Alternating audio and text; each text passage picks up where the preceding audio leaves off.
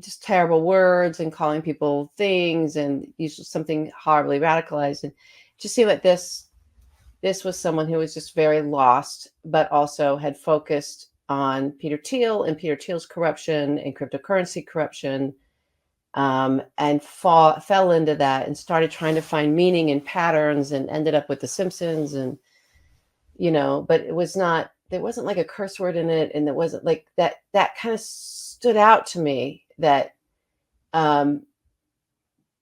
he was trying to be kind and keep that kindness, but just crying out for a lot of help. So I hope he recovers.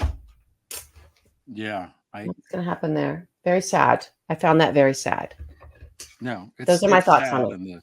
Well, the other thing we were talking about before we turned the camera on is, if you go through the thing, you can spot these patterns. If you have the right mind and the right kind of ability to spot the patterns, you spot them. And then eventually you become convinced that what you see has to be the right pattern, even though it's like that New York Times game. It's called I think it's called Connections, where you're trying to figure it. And sometimes it's just wrong. You guess it and it's just wrong, and that happens. And from what I have not studied this thing that he wrote in any great detail, but I did read it. And the mistake that he makes, the fallacy that he appears to make, in my opinion, is what I call the monolith fallacy, which is believing that there's this hidden hand and everything is in perfect concert and marching in lockstep because the Bilderbergers and the whatever the hell.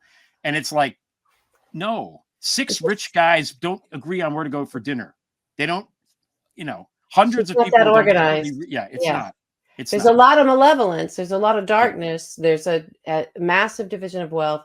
Yes, 1% have figured out how to just rape and pillage and not even face a single consequence. And they find these things and they grab as much money as they can out of them. They create schemes. They create financial instruments and just, rob people blind. Yes.